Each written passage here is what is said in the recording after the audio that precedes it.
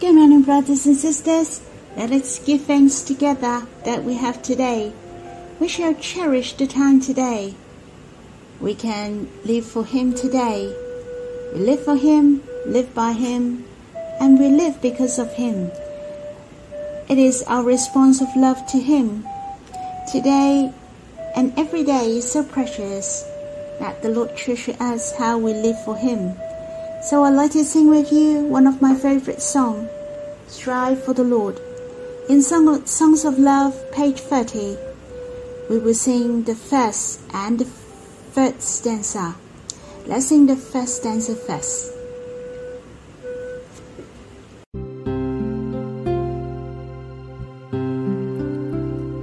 I strive even among daily chores, in quietness live for you. I strive even life's busy and tight, Lord, I still walk with you. I strive despite the world's corrupt cause, I'm sanctified to you. I strive on, O Lord, for you I live. My heart was very touched when I was singing My life was so different than in the past. I give thanks for the Lord has saved us. Otherwise, my life would be lost, very lazy and wasting of time. But now I have the direction and the goal to strive for. Even for a tiny matter, we can live for the Lord and He will remember it all. We shall offer and commit our hearts to Him. Though our life may be ordinary and plain, but if we live and walk with the Lord, I have lived out the content of the Lord's commitment, and I am accomplishing His will.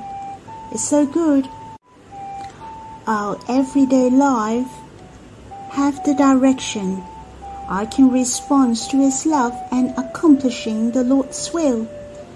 So I'd like to sing with you the first stanza, Strive for the Lord. Oh Lord, I know that you love me. I have captured your heart. How precious your favor, tender love. That's why I'm striving still.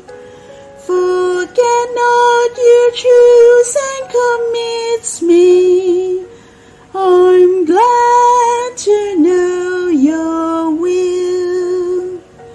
I strive on, oh Lord, for you I live. We really have to give thanks to the Lord. Not only we know the direction of our life, the Lord has given us His precious commission, and how precious we know His will. We know what He wants most. I believe every Christian wants to repay the Lord and respond to love to the Lord. But do you know what's the Lord most wanted? Do you know the core of His will? The Lord has opened His heart to us. Let us give thanks to the Lord together. O Lord, I give thanks, for you have saved us. You have also delivered us from the fire and hell and guide our feet into the way of peace. We can also live with you and walk with you. You even open your hearts to us so that we know what you want most. You want us to be in one heart with you and co-work with you. To understand your heart and walk with you in one heart. Oh Lord, thank you, for you have committed us. How precious! You surely be with us and bless the world through us, to accomplish the church according to your will. It is so precious, the Lord will be with us. When I strive, the Lord will strive with me. The The verses I'd like to read with you is in the first book of Kings, chapter 18, verse 42 to 45. These verses mentioned how Elijah triumphed over the false prophets in Mount Carmel. He was asking the Lord for the rain in the mountain. So let us read the verse first. And he said, So Ahab went up to eat and to drink, and Elijah went up to the top of Mount Carmel, and he bowed himself down on earth and put his face between his knees. And he said to his servant, Go up now, look towards the sea. And he went up and looked and said, There is nothing. And he said, Go again, 7 times. And at the 7th time he said, Behold, a little cloud like a man's hand is rising from the sea. And he said, Go up, say to Ahab, Prepare your chariot and go down, lest the rain stop you. And in a little while the heavens grew black with clouds and wind, and there was a great rain. And Ahab rode and ran to Jezreel. Mentioned here, Elijah has made the Israelites return to God and also get rid of the false prophets whom worship Baal. He said to Ahab, Go up, eat and drink, for there will be rain soon. Actually, this is an act of faith, for there is nothing happened yet. But he asked Ahab to go and eat. Elijah was praying in a mountain top. He asked his servants to look towards the sea, but every time the servant replied him, There is nothing.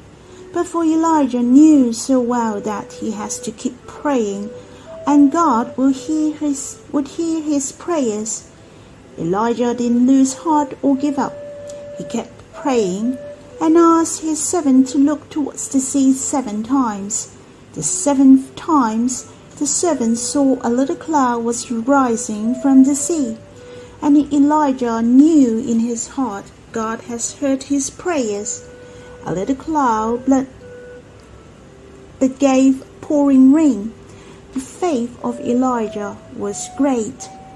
Firstly, he knew beforehand that God would hear his prayers, and he didn't give up praying, though seems nothing had happened. He continued to pray and didn't see the cloud, but the servant returned to him and told him.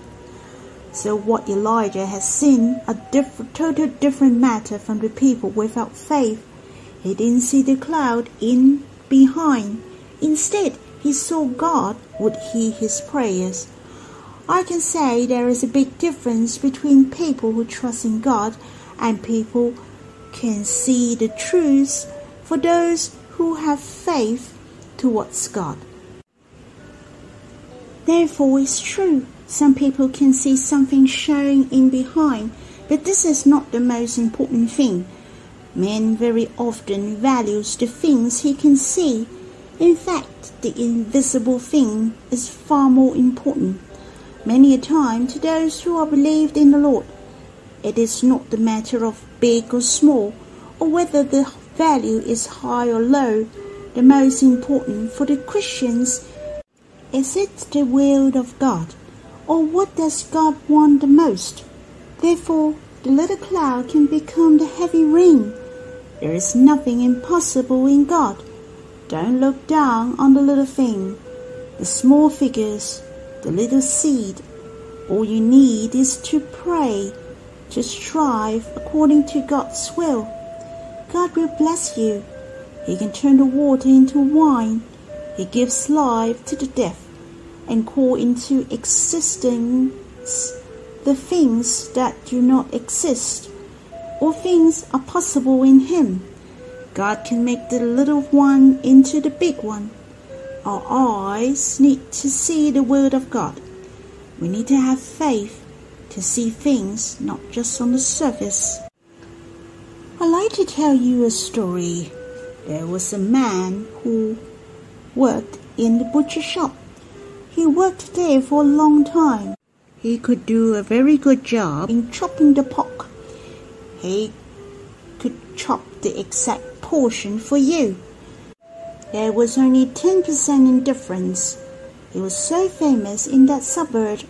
One day, a man came and put down a pile of money. It was a big pile and nearly enough to buy for the whole pig. He said, "I would like to get 2.4 kilos of pork spare ribs, 4.5 kilos of lean pork, and 9.5 kilos of pork chop. If you could get it all correct, the money is all yours."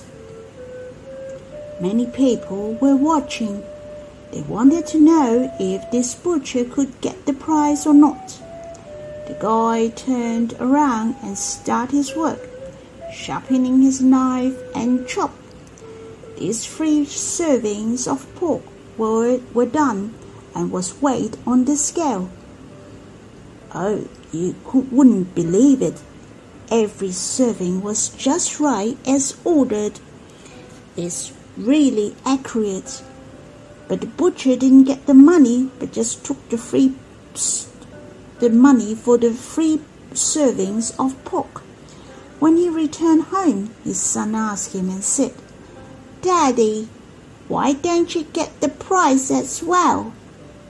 And the butcher answered him, "If I care for nothing but money, my heart is not comfortable. If my heart is not comfortable, then I'll be panicking. My eyes go blur. My hands shake. People will laugh at me and I can't make the accurate measurement. That's because my heart is upright. Greediness will make you blind. We shall see what is the most important. Never keen on taking pretty advantage. We shall see the joy from the innermost, which is the most important." Brothers and sisters, the Bible said we have the same character as Elijah. That means we can be as powerful as Elijah. What was the difference between Elijah and his servant? The most noticeable was Elijah could see God in behind and his will. He knew God had heard his prayers. His servant saw nothing with his eye, only a little cloud but nothing else. There is a great difference. So we should ask the Lord to open our eyes and see what is the most important and what is God's most wanted. Then we know how to choose, to have the clean hands and a pure heart to serve God. May the Lord bless us.